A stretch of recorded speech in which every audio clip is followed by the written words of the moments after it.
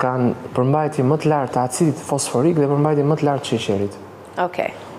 Te këto produkte është një acid I cili quhet acidi fosforik. Çfarë bën ky acidi fosforik? Ky acidi fosforik që ndodhet e pihet me gaz, shkon në veshka dhe shkakton problematika me filtrin e veshkës. Çfarë po them? Përsëri këto kanë shurup të lartë të fruktozës. Fruktoza rrit edhe një molekule e cila quhet acid urik.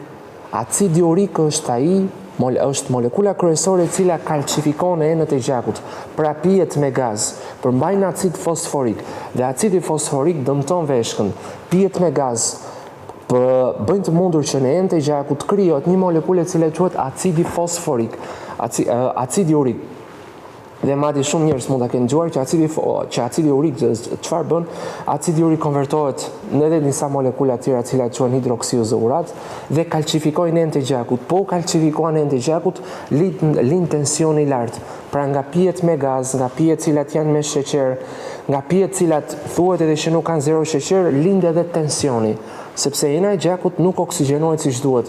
Dhe në fakt nuk është se janë ashtu siç duhet, por kanë acid fosforik nivele larta, plus që disa pije me gaz kanë dhe një lëndë aty e cila quhet aspartame.